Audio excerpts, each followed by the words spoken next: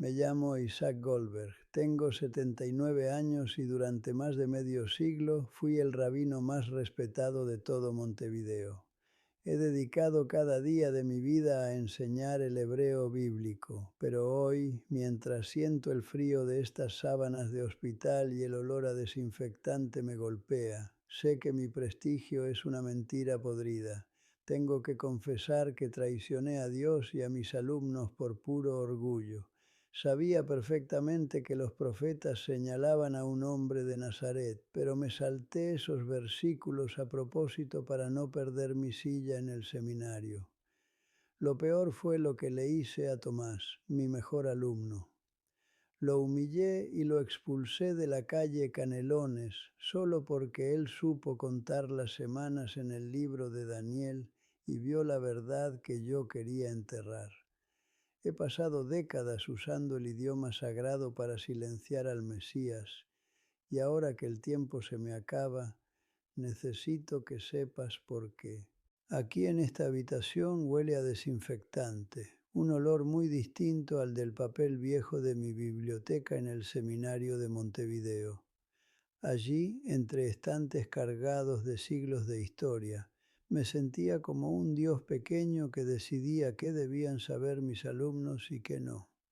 Engañé a mucha gente, pero hubo un chico, Tomás, que era el más brillante de todos, y lo traicioné de la forma más cruel que un maestro puede hacerlo. Él vio lo que yo quería tapar, y yo lo humillé públicamente para salvar mi prestigio. Ahora, con el tiempo que se me escapa entre los dedos, entiendo que no solo oculté una traducción gramatical, lo que hice fue robarles la esperanza del Mesías. Si te quedas conmigo, te contaré cómo usé el hebreo sagrado para silenciar a Dios. Yo era el dueño de la verdad en aquel edificio de piedra de la calle Canelones. Todos bajaban la cabeza cuando yo pasaba por el pasillo del seminario. No era por miedo, era por un respeto absoluto. Llevaba el traje negro siempre impecable, y mis manos siempre tenían manchas de tinta de corregir exámenes.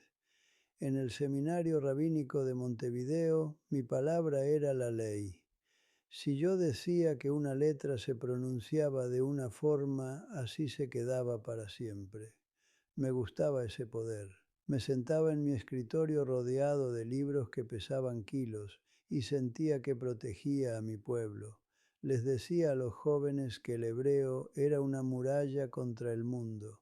Yo era el guardián de esa muralla. Nadie se atrevía a dudar de lo que yo enseñaba en mis clases de cada mañana. Una noche me quedé solo en la biblioteca. Estaba preparando la clase sobre el profeta Daniel. Abrí el libro en el capítulo 9 y empecé a contar las semanas que mencionaba el texto sagrado. Mis dedos seguían las letras cuadradas, negras y fuertes sobre el papel amarillento. El versículo 24 decía que el ungido sería quitado. Hice los cálculos en un papel sucio que encontré por allí. Los números caían justo en el tiempo de aquel hombre de Nazaret. Sentí un escalofrío muy fuerte, pero cerré el libro rápido. Me dije a mí mismo que era solo una coincidencia, un error de mi vista por el cansancio. No podía ser cierto. Si eso era verdad, mi carrera se terminaba. Así que guardé el papel y me fui a casa. Decidí que ese trozo no entraría nunca en mis lecciones. En las cenas de Shabbat, mis nietos me miraban como si yo fuera un profeta. Mi esposa, Rebeca, me servía la comida con un orgullo que me quemaba por dentro. Ella creía que yo era el hombre más sabio de todo el país. En la sinagoga, cuando yo subía a leer, el silencio era tan grande que podía oír mi propia respiración. Yo disfrutaba de ese respeto. Me hacía sentir importante y muy necesario. Creía que estaba salvando nuestra fe de los que querían cambiarla.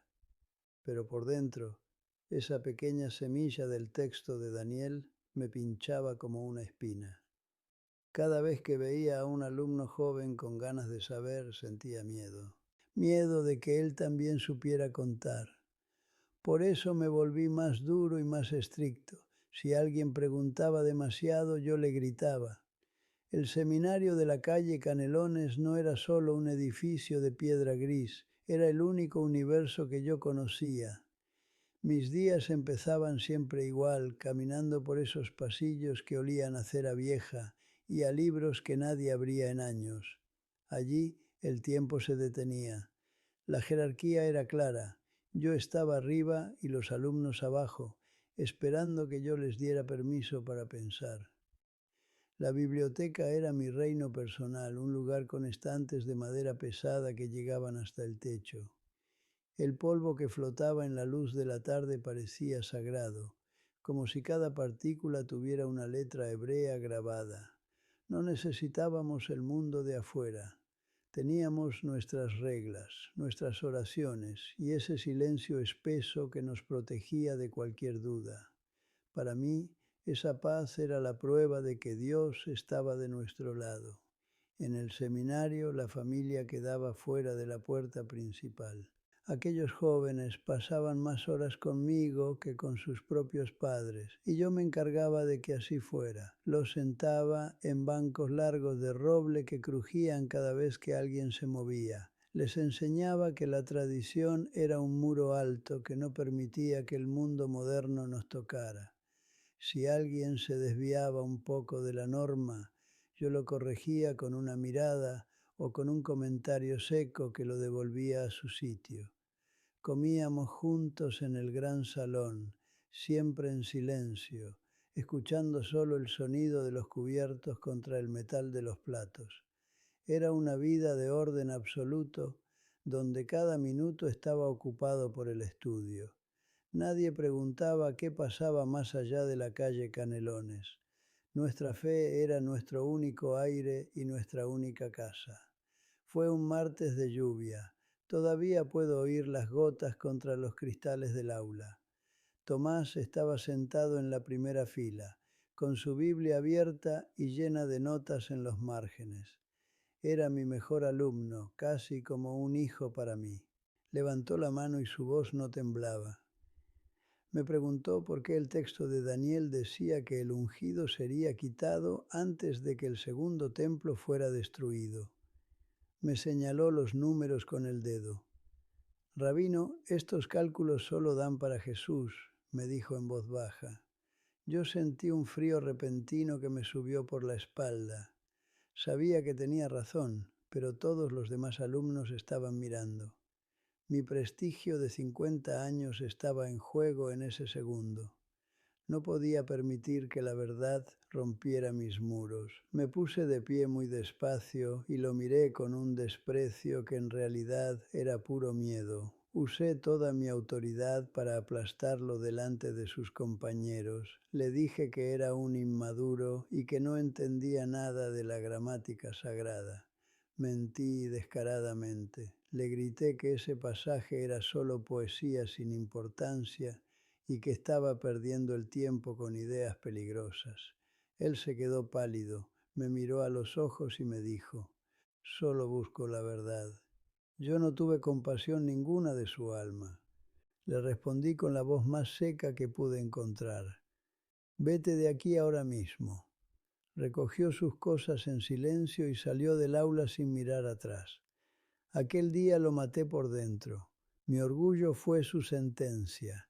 Yo elegí mi puesto, lo traicioné. Tomás no volvió nunca más al seminario de la calle Canelones.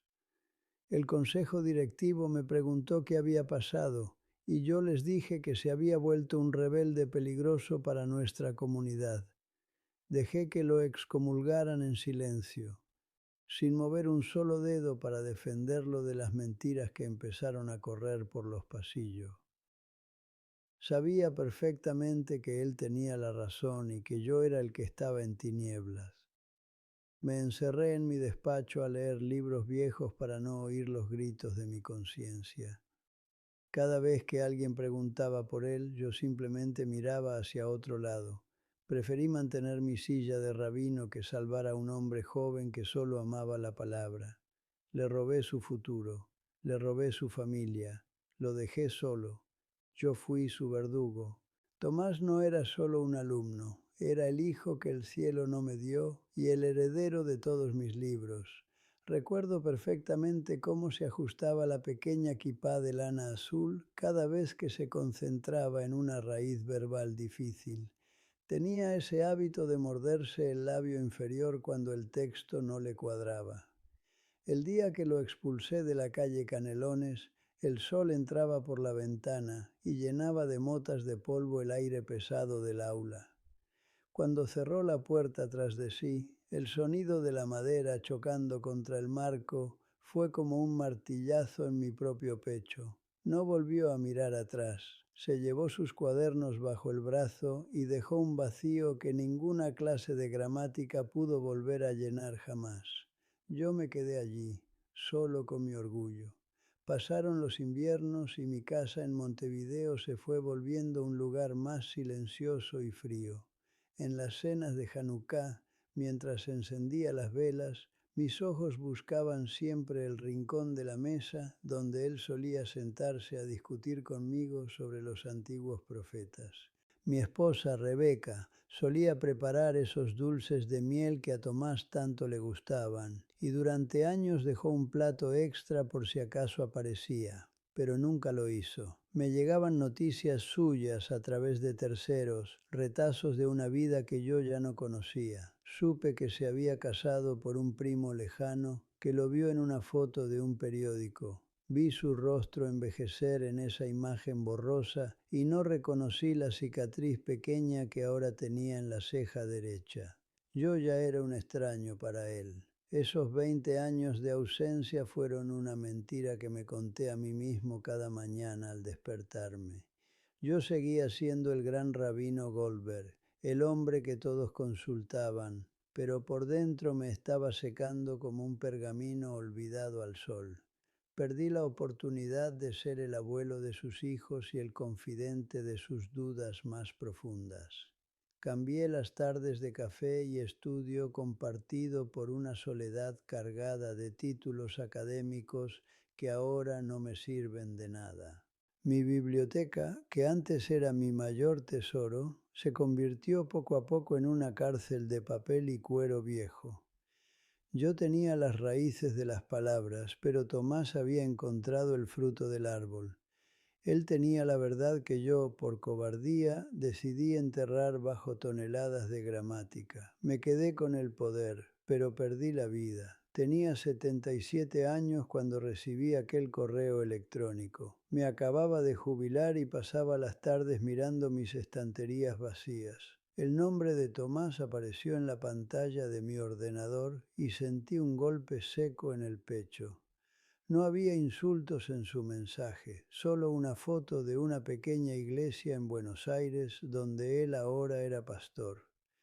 Me escribió algo que me rompió por dentro. Rabino, encontré lo que usted me escondió. No estoy enfadado, solo estoy muy triste por usted. En ese momento el aire de mi despacho se volvió pesado y frío. Fui hasta mi vieja Biblia hebrea y la abrí por el profeta Ezequiel en el capítulo 3. Leí aquellas palabras que siempre había evitado. Si no hablares para avisar al impío, su sangre demandaré de tu mano. Sentí que me ahogaba. Mi biblioteca ya no era un refugio, se había convertido en una sala de juicios. Volví a leer Daniel 9 con los dedos temblando sobre el papel. Los números estaban allí, claros y crueles, señalando exactamente el tiempo de aquel hombre de Nazaret. El ungido sería quitado antes de que el templo cayera. No había otra interpretación posible y yo lo sabía desde hacía décadas. Cerré los ojos y por primera vez en mi vida pronuncié su nombre en voz alta en aquel lugar sagrado. Jesús. El nombre sonó extraño entre mis libros de gramática, pero trajo una paz que nunca había sentido. Perdóname, dije en un susurro mientras las lágrimas mojaban las hojas amarillentas. Yo era el ciego que pretendía guiar a otros. Toda mi carrera académica no era más que un montón de cenizas frente a esa gran verdad. Empecé a escribir cartas a cada uno de mis antiguos alumnos, uno por uno. Tenía que decirles la verdad que les robé. Mi esposa, Rebeca, entró en el cuarto y me vio llorando sobre los papeles. Me puso la mano en el hombro y me preguntó, ¿qué te pasa, Isaac? Yo la miré y solo pude decirle, estaba equivocado, Rebeca. Se lo escondí a todos. Mi orgullo murió esa misma noche de invierno. Ya no me importaba mi puesto ni lo que dijeran en la calle Canelones. Busqué el teléfono y llamé al número que Tomás me había dejado en el correo. El corazón me iba a 1000 por hora. Cuando escuché su voz al otro lado, me quedé sin habla un segundo.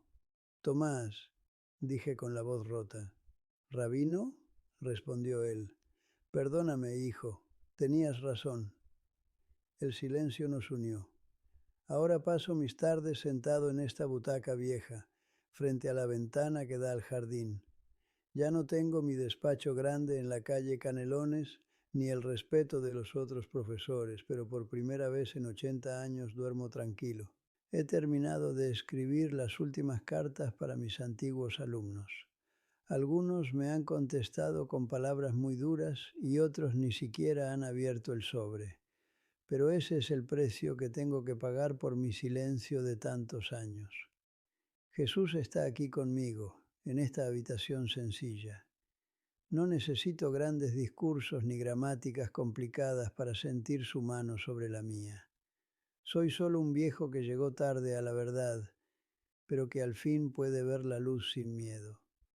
Mi biblioteca ya no es una cárcel, es el lugar donde hablo con mi Salvador cada mañana. Si tú tienes algún tipo de autoridad sobre otros, o si eres un padre que ha puesto las reglas por encima de sus hijos, escucha a este viejo. No cometas mi mismo error. No escondas la verdad por miedo a perder tu puesto o tu buen nombre entre la gente. Si hay alguien a quien echaste de tu vida porque no pensaba como tú, búscalo hoy mismo. No esperes a estar en una cama de hospital para darte cuenta de que el orgullo es una comida muy amarga. Llama a ese hijo, pide perdón a ese alumno, abre la puerta que cerraste con llave hace años. No permitas que el peso de tu silencio te ahogue cuando te llegue la hora de marcharte. Yo tardé 50 años en ser valiente, pero tú puedes empezar ahora. No dejes que la gramática te oculte a Dios.